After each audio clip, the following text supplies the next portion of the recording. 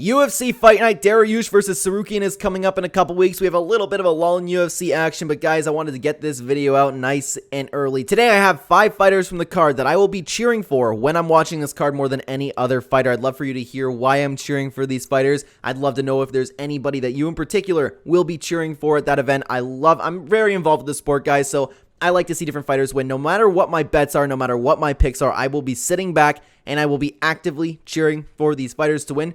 We're going to get into it in just a second. Before we do, though, I do want to say hello, everybody, and welcome back to another video. If you are new here, my name is Kyle. I'm your guy with too many YouTube channels.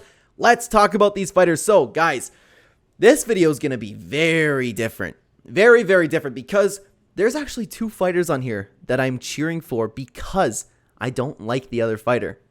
Crazy. I haven't done this before, but there's 2 fighters, and we're going to get into it. So, I'm going to go from 5 to 1. The last fighter that I talk about is the fighter that I will be cheering for most on the card. The first one is going to be Zachary Reese. He's fighting Cody Brundage. I don't want to see Cody Brundage fight anymore. Cody Brundage isn't a good fighter. He doesn't belong in the UFC. And I'm not disgusted, but man, it's right up there with the word disgusted. I am not enjoying the way he got out of his last fight, man. Cody Brundage does not belong in the UFC. I don't know, man.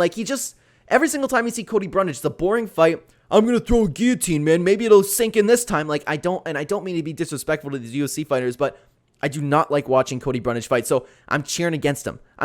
Zach Reese, I hope you get the win. But guys, it's weird. It's weird talking negatively about these fighters because I love UFC. I love so many of these MMA fighters, but there's one more fighter I'm going to be cheering for because I don't like their opponent.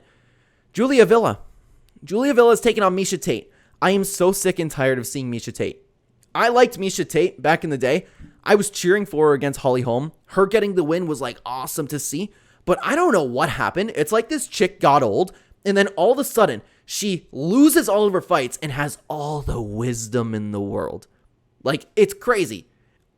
I believe you could pick somebody off the street right now and they could beat Miesha Tate in a fight. She's doing the Anthony Smith thing where it's well, on paper. She didn't say on paper, but she's making excuses for her performances. She's like, I wasn't there. It's I didn't want to win the fight in the moment. She's just being so annoying. So annoying about her recent performances. She's talking like she's been this dominant champion for so long, and meanwhile, she's getting pelted in her last fights. It's going to be free money because she's going to lose this fight. You can put her against any contender in any division. They're going to beat Miesha Tate, but I hope Julia Villa wins. I'm sick and tired of seeing Miesha Tate. I'm sick and tired of hearing Miesha Tate. She is no expert on anything. She sucks as a fighter. We know this now that the divisions have evolved. She should have never been champion. It's crazy to me. Julia Villa, I hope you get the win just because I don't like Miesha Tate. But guys, let's talk a little bit more positively about these fighters. Because there's some fighters that I really, really like on this card. Now, the first fighter that I will be cheering for, actually, which is number 3 on my list, it's going to be Clay Guida. He's taking on Joaquim Silva. Nothing against Joaquim Silva. It's just over the years, I've really enjoyed watching Clay Guida fight. He's a veteran who's still active. His cardio's still there, which is insane. The dude's competing in jiu-jitsu. I can't help but respect what he's been doing in the sport. And he's still out there, just like Jim Miller, one of those veterans who's still winning. And it's crazy to me. I understand he's had a little bit of a rocky road as of recent, but he's still there and he can compete. I'm not 100% that Joaquim Silva is going to win this fight. So I hope Clay Guida gets a win. I would love to see him get a win and finally ride off into the sunset because the loss streak is coming if he keeps fighting. How old is he? I have it up on my screen right here. How old is Clay Guida now? He's 43. Let's see. 41. Okay. 41 years old and 11 months. So he's almost 42 years old. His day is coming, man. So I hope he gets a win here against Joaquim Silva, and I would love to see him actually retire. Will he do so? No. But regardless, let's talk about the second fighter that I'll be cheering for the most. Guys, I had a very rough time. A very, very rough time picking against which one I've been cheering for most. But I'm going to be cheering for Beneil Dariush. He's taking on Arman Tsarukyan. The fight's going to be fantastic, but Beneil Dariush is one of my favorite fighters ever. Beneil Dariush, just his character, the way he is, family man, he's been exciting. I've been watching him. He's been actually one of the fighters that I was got me into the UFC. I've been watching Beneil Dariush since he was in the UFC. One of the first fighters I was a really big fan of. I love him as a guy. His personality is great. His fighting style is great. He's always taken on up-and-coming contenders. He has never backed down for a challenge. I love watching Beneil Dariush perform. I love who he is as a person. I hope Beneil Dariush beats Arman Tsarukyan. I would love to see him get that UFC belt one day. I don't think it'll happen, unfortunately, but I will be cheering for him every single step of the way. Guys, there's one more fighter that I am cheering for more than anybody in the card. That's Kelvin Gastelum. Kelvin Gastelum is finally going back down to 170 pounds, and I still think that Kelvin Gastelum can be champion. I still think that Kelvin Gastelum is essentially a wasted opportunity. This dude's always injured. This dude never stuck to a diet. He has the potential to steamroll the 170-pound division. Did you guys not see Kelvin Gastelum on the come up? He's the guy that gave Israel Adesanya, and Kelvin Gastelum was undersized for that division. The guy who almost took the belt from Israel Adesanya.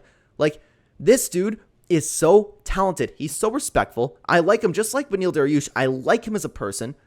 Kelvin Gastelum, in my opinion, is just insanely easy to cheer for just because of the person that he is. He is an exciting fighter. Everything that I said about Beneil Dariush, knock it down like one little notch, then you have Kelvin Gastelum. Like, I am more invested in Beneil Dariush, to be honest with you. I think, like, I will cheer for Beneil more than I will cheer for most people. But the reason why this card in particular, I will be cheering for Kelvin Gastelum more than Beneil Dariush is because Kelvin Gastelum's in a must-win situation.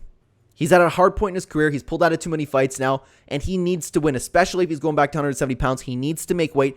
There's a lot of musts for Kelvin Gastelum. He has such a golden opportunity. He is one of the most potentials to get the title. He is one of the biggest wasted potentials ever, but he's not wasted yet, and he has the opportunity to really become a contender in that division. I would pick Kelvin Gastelum. If Kelvin Gastelum shows up healthy, on weight, and is performing at his best, if he's taking it seriously, I believe he can beat anybody in the welterweight division. I would love to see him prove that. I would love to see him get back on his feet. That's why I'm going to be cheering for Kelvin Gastelum more than anybody on this entire card. But guys, as an honorable mention, I wanted to mention one more fight. Because the reason why I didn't include these two... Oh, my puppy's here. Sorry. Hi, Sonny. The reason why I didn't mention these two is because I'm really going to be cheering for both of them. And it's one of those fights where I'm like, man, I have a little bit of a crossroads here. I like both guys so much. It's Rob Font and Deiveson Figueiredo.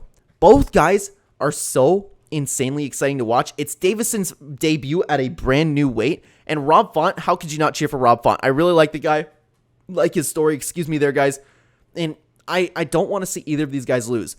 I don't want to see Davison have another loss. I don't want to see him fail at his first time at 135 pounds. But I don't want to see Rob Font take another loss because Rob Font is such an underappreciated fighter. Like, I really like both of these guys, man. But if you want to talk about them as people, I would have to cheer for Rob Font. But man, like, I'm a big Figgy fan too. Like, this is some really tough fights to pick from this time around. It's a really good card, and I can't wait for it, guys.